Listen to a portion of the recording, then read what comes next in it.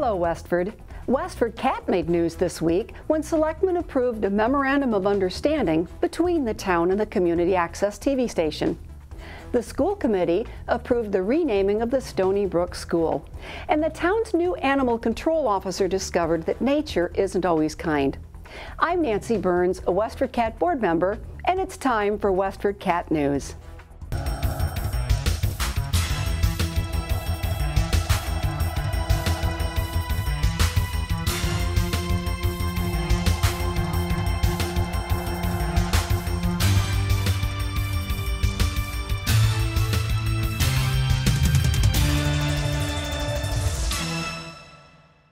Before we get started, I'd like to remind you to subscribe to our free daily newsletter with all the latest Westford news delivered to your inbox.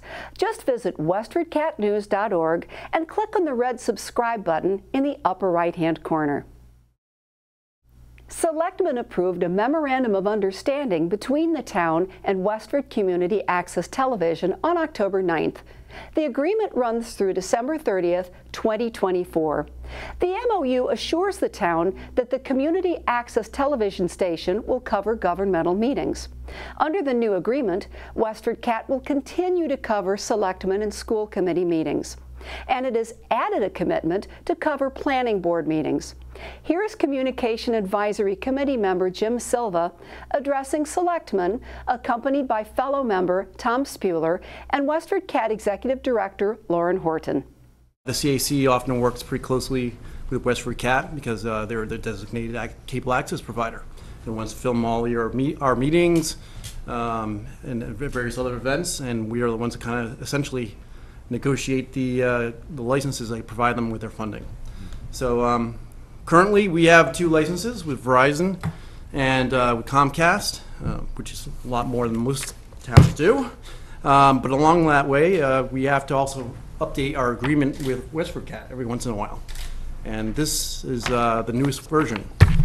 It's pretty much the same as it was years ago. We only made slight modifications, which we negotiated with WestfordCAT. So this will look familiar to anybody who's been on the board for a while and saw the previous one. Perhaps the only real huge change is that we made a requirement that the planning board meetings be filmed by WestfordCAT, where before it was just kind of one of the ones that was requested and it wasn't mandated in the contract. Before it was only like school committee and town meetings and selectmen. After 16 years of service and following the signing of the Memorandum of Understanding, Jim Silva announced his resignation from the Communications Advisory Committee, leaving Tom Spuler as the sole member. In the future, you know, we can make a recommendation so you have some advice. But okay. It won't be for me because I won't be on the committee anymore. Oh, well, we will be sorry to lose you, and we'll take this opportunity to thank you for all of your years of service, Jim. I know 16 years is a really long time, and but you've really worked hard on this committee and sort of brought it into the 21st century, so thank you very much. Yeah. We very much appreciate it. Yes. Selectman Chairman Scott Hazelton attended the meeting remotely. Watch the entire Selectmen's meeting at westfordcat.org. On October 9th, school committee members unanimously approved a proposal by the town's naming committee to change the name of the Stony Brook School to the Everett V. Olson Jr. Middle School in honor of the town's current superintendent. Here's naming committee chairman James Antonelli. We have a committee of 6 of us, excuse me, that is put in place by the school committee, and I happen to chair that committee and have had a great experience over several years naming many facilities, gyms and floors and porticos and other items that really are honors to folks who have made significant contributions to the Westford Public Schools. So this nomination actually came from me. I brought the committee back together, and we had a lively discussion. We talked about a variety of different schools, Namnasset, the administrative offices, the Stony Brook School, and so forth. And we did settle on the Stony Brook School after our conversation. And then from this point, From that point, we bring the nomination for you, and that's what we did last week. And what we're asking this evening is for you to give permission for the naming committee to bring an article forward to the town meeting floor. So there would be an article written to support the renaming of the Stony Brook School after our superintendent. Yeah. The measure must now go before annual town meeting in March for voters' approval. School Committee Chairman Avery Adam said the honor has led some residents to ask if Olson is retiring, and she said the answer is no. He will remain at the helm of the school department. School committee members Megan Eckroth and Mingquan Zhang were absent from the meeting. Watch the entire school committee meeting at WestfordCAT.org. And now, here's our feature of the week. Danny Hurd is the town's new animal control officer, and in just 4 short weeks, he's proven his commitment to the animal kingdom. On October 3rd, Hurd got a call from a Sawmill Road resident who said a Cooper's hawk had landed in her yard the day before and never left. It appeared to be injured. Hurd brought the bird to Neshoba Tech to show it to the school's veterinary assisting students. Then he drove to the Tufts Wildlife Clinic at Tufts University in North Grafton, where he hoped it would be nursed back to health. Sadly, the bird died overnight between October 3rd and 4th. The Wildlife Clinic issued a statement from Assistant Director Maureen Murray that said in part, the young hawk did not appear to have any fractures, but was severely emaciated and weak. To read more about Hurd and the hawk, visit WestfordCatNews.org. There are 12 articles to be decided at special town meeting, and 3 are expected to especially raise interest among voters. Article 5 seeks to apply $40,000 to perform baseline environmental testing in the area of 540 Groton Road. The location is the site of an approved asphalt plant that will be constructed there. Here's Selectman Scott Hazelton detailing what the money will be used for at the Westford League of Women Voters warrant review on October 4th. Newport Materials is the proponent or the builder of an asphalt plant, which has been a subject of a lot of debate in this town for about 9 years. As part of the settlement, they can build that plant, and we expect, as we've heard from them, that it will get built next year. Be in operation next fall or next summer. And as part of the agreement also, they're paying for testing, ongoing testing of air, noise, water, to make sure that we don't have any health risk to our residents from the plant. Now, if you're going to do that correctly, you have to have a baseline. Otherwise, who knows what the level was before the plant was built. So we've, the town Board of Health and the certainly the residents in the area have agreed we should have testing for air and noise baselines that the town would do, so that if we have ongoing record-keeping after that, we can say it's increasing from the pre-construction status. Article 6 will ask voters to approve of sum of money that will pay for the purchase of 63 Main Street. The house was badly damaged by fire in March 2016 and has remained vacant ever since. Homeowner Liz Adams accepted a bid from the town on October 4th to purchase the house and its 2.93 acres for $600,000. Hazelton explained why town officials are interested. If you don't control it, we lose it forever. You never get a chance to pick up property and historic property in a town center at distressed prices. This is this could be the most transformative purchase since East Boston Camps for the town. And if we don't take it, we don't see it again in our lifetimes. The third article of interest is designed to help the town's oldest residents with their property taxes. If approved, Article 11 would allow a selectman to ask state legislators if they could establish a property tax exemption for Westford seniors. So our goals were first to identify the target population, and what we're here today is to discuss a program just for seniors. And then to design a program that is simple to implement and gets the benefit to the individuals with the most need, and then also to determine how to pay for the program. The entire warrant review can be watched at WestfordCAT.org. Special town meeting opens on Monday, October 15th at a new time, 7 p.m. If you can't make it to the Abbott School location, WestfordCAT will stream it live to your home. Here's Superintendent Bill Olson with news from the schools. Hi, this is Superintendent of Schools Bill Olson with a school system update. Recently, I reported to the school committee that our October 1st enrollment in Westford was 5,072 students.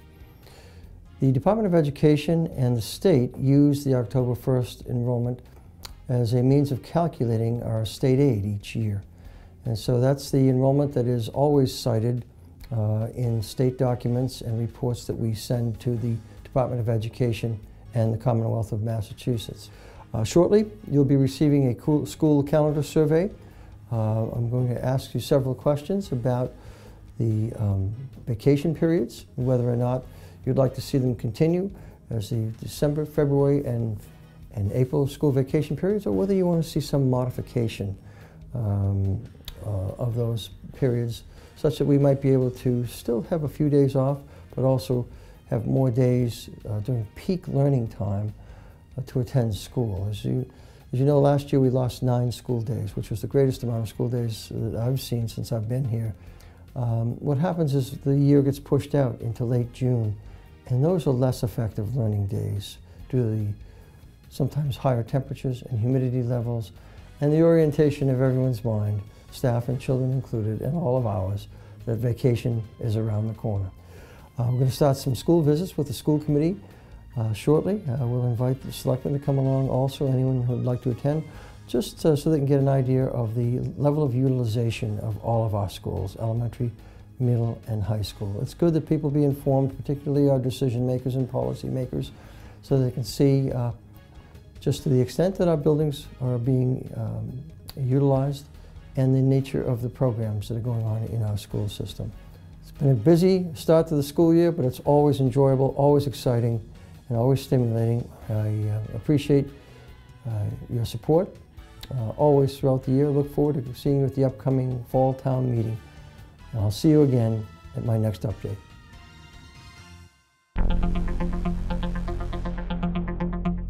Capo, a 3-year-old Terrier Pit Bull mix, is available for adoption at the Lowell Humane Society. Here's production coordinator Patty Stocker with more. I'm always impressed with the staff and volunteers at the Lowell Humane Society on Broadway Street in Lowell. They're so dedicated to finding forever homes for the pets being cared for there.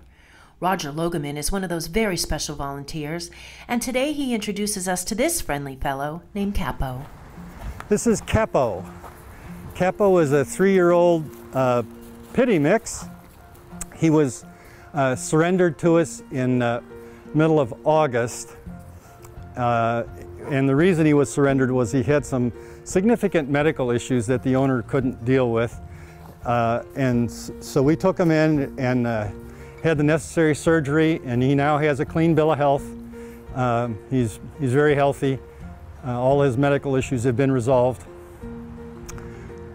In his past, he's not had any exposure to cats, so I wouldn't recommend that we start now. I think a home without cats is best for him. He is what we would call dog selective. Some dogs he gets along with just great. We had him on a long woods walk with 6 other dogs over the weekend, and he was terrific. Some dogs he takes an immediate dislike to, so if an adopter had a dog, we'd want to do a dog introduction and make sure they got along before we completed the adoption. But he does get along with dogs selectively. He can be a rambunctious player, so he's probably not best around little children because there's too much chance of accidents and accidental injuries. But older kids, teens, adults, he's fine. He's very friendly.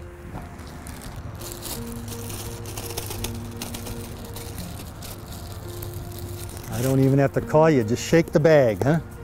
Just shake the bag. Good boy. One of the things that he really enjoys when we go out for a walk is we'll be walking in the park and he'll just suddenly flop down, roll over on his back and just rub his back on the ground. He ends up with grass in his collar, but he loves that rolling around on his back. If you'd like more information, on how you can adopt Capo or any of the other pets available now for adoption, or to find out how to donate, volunteer, foster a pet, or fill their wish list, go to lowellhumanesociety.org or visit them at 951 Broadway Street in Lowell. Call 978-452-7781. You can also find them on Facebook. For Westford Cat, I'm Patty Stalker. Sit. Good boy. Good boy.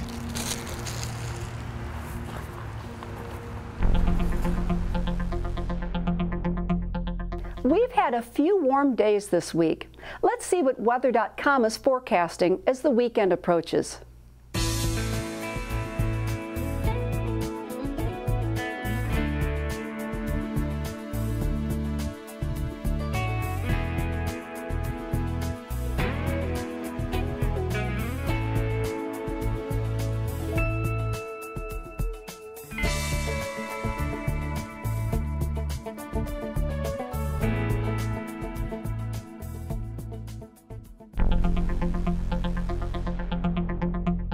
Here's WestfordCAT Marketing Outreach Director, Sarah Fletcher, with suggestions for things to do in the area.